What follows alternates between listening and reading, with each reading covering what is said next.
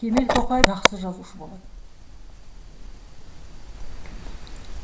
Сондықтан бүгінгі Қазақстан Жазушылар одағында өтіп жатқан бұл іс-шараның үлкен тәрбиелік мәні бар деп есептеймін.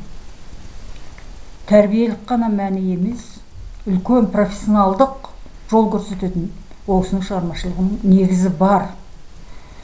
Біріншіден, ол кісінің кезіндегі жазған тарихи ақиқаты ол кездің цензурасынан өтпеген. Ал қазір біз қалай Қазақстанның жаңа даму стратегиясына сәйкес шығармашылығын жаңаша таныммен, жаңаша көзқараспен байыптауымыз керек. Осы үшін бүгінгі іс-шараға мен арнайы дайындықпен келіп отырмын. Психологиялық дайындықпен, профессионалдық дайындықпенен бүгінгі ол кісінің көзін көрген замандастарының, әріптестерінің пікірін тыңдау үшін келіп отырмын.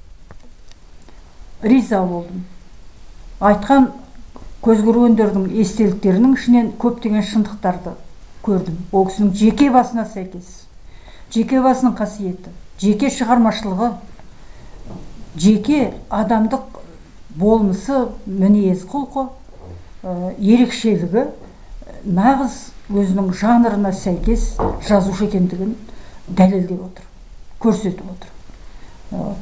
Бұл дер кезінде біздің әрине, бұл да біздің өзгеше тарихымыз ретінде жарық дүниеге шығу керек, танылу керек. Жеке өз басыма, өз пікіріме айтарым мынау. Кемел Тоқаевпен мен 2 ай бойы бірге шығармашылық үйде, шығармашылық процестің үстінде кездескен адаммын. Ол кісінің жазу мәнерін, адамдармен қарым-қатынасын, көптеген көзқарасына ортақтас болған еді. Сондықтан бүгін ол кісінің мынау 90 жылдық мерейтойына соншалықты бір жақын сезімменен, ризашылық көңілменен қатысып қайттым.